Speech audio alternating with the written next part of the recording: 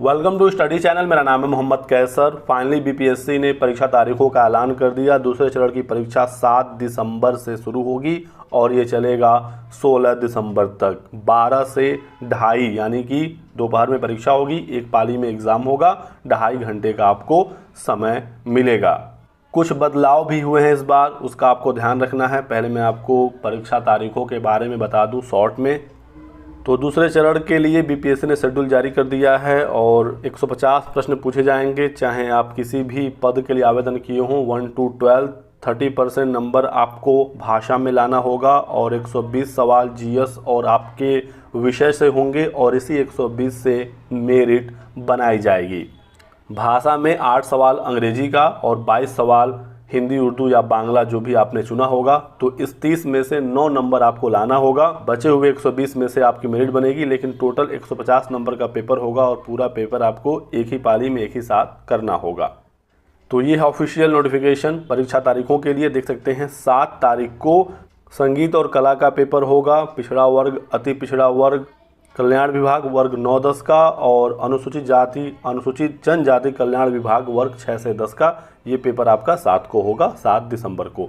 8 दिसंबर की बात करें तो टीजीटी यानी माध्यमिक का पेपर होगा। हिंदी, अंग्रेजी, गणित, विज्ञान, सामाजिक विज्ञान, संस्कृत, उर्दू, अरबी, फारसी, बांग्ला, ललित कला, नृत्य, शारीरिक शिक्षा, मैथिली, संगीत, कंप्यूटर। ठीक है, तो माध्यमिक का पेपर होना है 8 दिसंबर को। शिक्षा विभाग का भी पिछड़ा वर्ग, अति पिछड़ा वर्ग, अनुसूचित जाति अनुसूचित जनजाति कल्याण विभाग वर्ग 6 से 10, ये सारे पेपर 8 दिसंबर को होंगे। 9 को होगा आपका 6 to 8 का पेपर, गणित, विज्ञान का और सामाजिक अध्ययन का। 10 दिसंबर को होगा 6 to 8 अंग्रेजी, हिंदी, संस्कृत और उर्दू यानी भाषा का पेपर 10 दिसंबर को होगा, जिन्होंने इन भाषा से आवेदन किया होगा। फिर बीच में गैप है 11, 12, 13। 14 को प्रधानाध्यापक पद का पेपर होगा, 15 को प्राइमरी का होगा। तो 1 to 5 के सभी विषयों का पेपर, सामान्य, उर्दू या बांग्ला जिससे भी आपने आवेदन किया होगा, शिक्षा विभाग या SC/ST वेलफेयर डिपार्टमेंट, ये पेपर 15 दिसंबर को होगा। और 16 को उच्च माध्यमिक PGT का पेपर होगा सभी पदों के लिए। तो ये एग्ज़ाम का शेड्यूल है और बीपीएससी ने एक बहुत बड़ा स्टैंडर्ड सेट कर दिया है। भर्ती के लिए अभी भी आवेदन लिया जा रहा है। लास्ट डेट है 25 नवंबर। लास्ट डेट समाप्त होने से पहले पहले परीक्षा तारीखों का ऐलान कर देना, ये अपने आप में बहुत बड़ी बात है। अब बात करते हैं बदलावों का। तो देख सकते हैं इस बार आपको OMR में रोल नंबर लिखने की आवश्यकता नहीं होगी। रोल नंबर और विषय अब सिर्फ गोला इसका करना होगा।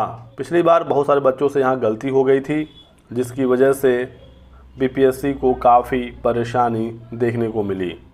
कहीं पर भी कोई गलती आपने की और यदि कंप्यूटर ने आपके OMR को रिजेक्ट कर दिया तो आपका रिजल्ट नहीं आएगा, मैनुअल क्रॉस वेरिफिकेशन नहीं होगा। तो ये है OMR शीट जो बीपीएससी ने जारी किया है। इसमें सबसे पहले आपको अपना नाम लिखना है अंग्रेजी भाषा के कैपिटल लेटर में, फिर अपने विषय का नाम लिख देना है। ठीक है, देख सकते हैं रोल नंबर में आपको रोल नंबर लिखना नहीं है, बल्कि सिर्फ और सिर्फ इसको गोला करना है। ठीक है, तो ये आपको ध्यान रखना है। उत्तर आपको यहाँ पर देना है अपने प्रश्नों का।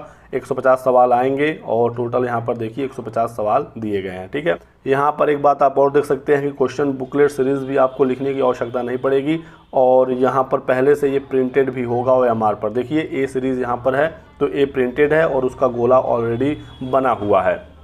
तो बीपीएससी ने काफ़ी आसान कर दिया है इस बार OMR शीट को, ताकि आपसे कोई गलती ना हो। और इसके बावजूद आपने कोई गलती की, यदि कंप्यूटर ने OMR रीडर ने आपके OMR को रीड नहीं किया तो आपका रिजल्ट नहीं आएगा।